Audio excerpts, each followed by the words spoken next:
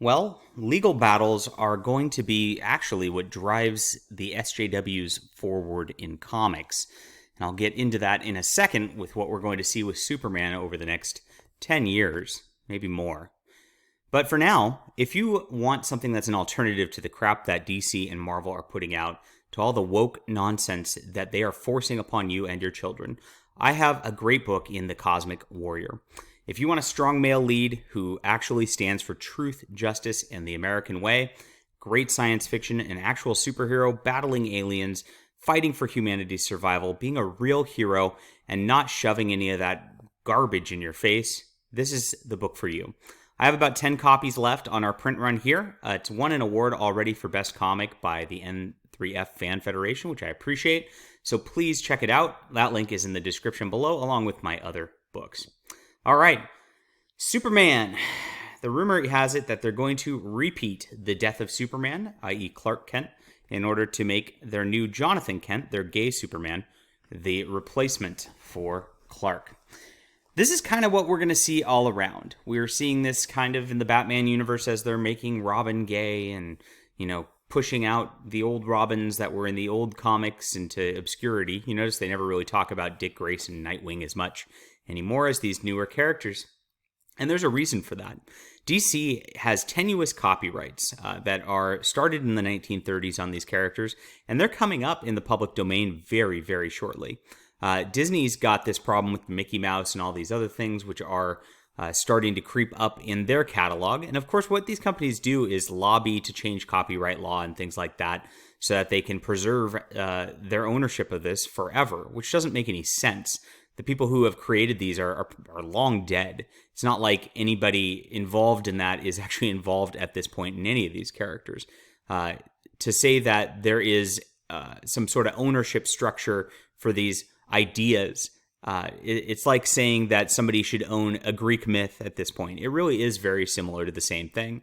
Nobody should be able to own that. Everybody should be able to express these characters how they want by this point. But that is our law, and it's absurd, and it benefits these corporations against the indies, and that's the whole point about it.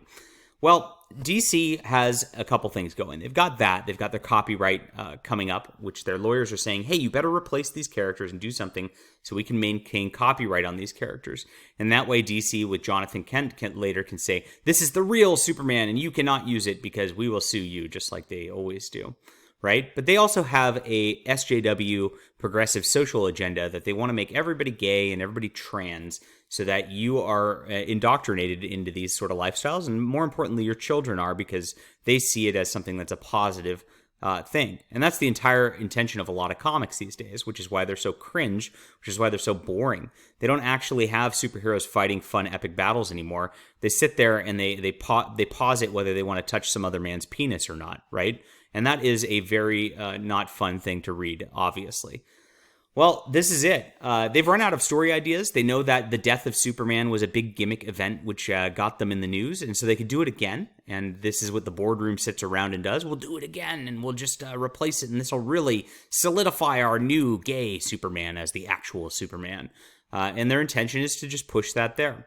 Now, what's going to happen? As always, it's going to get a spike in sales when they actually do the death event, which is ridiculous. I mean, how much of a comic reader simp do you have to be like, oh, they're going to do it again? Yes, I'm buying this.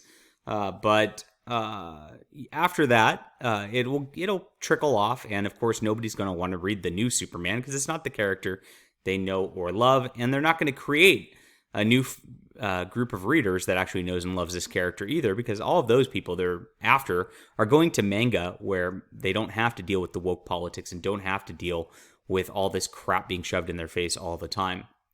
It's really sad, but this is kind of the way the comic industry was set up and the way that comic books have been set up. The continuity in these characters like not aging and not changing for decades and decades and thousands of stories eventually is going to catch up with what's going on. You can't reset the universe again. Well, they can. They're going to many more times.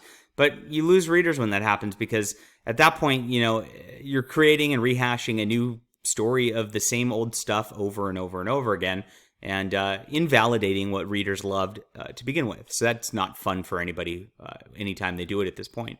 Worked once with Crisis, maybe worked a little bit with 0 Hour or Infinite Crisis, But as they do it over and over, and it's shorter and shorter time spans between these resets because they keep screwing it up, they're finding that they're just losing everybody. Well, I think that's what's going to happen. DC eventually is going to run themselves into the ground so far that they're going to get their comic book operation shut down, and these are just going to be licensed out to random smaller companies like IDW or whatnot. But in the meantime, they're going to try to use these gimmicks. They're going to try to push the social justice agenda, and it's all because they're scared of losing their copyright. All right, what do you think about this? Leave a comment down below. Hit that like and subscribe button, and we'll be back soon.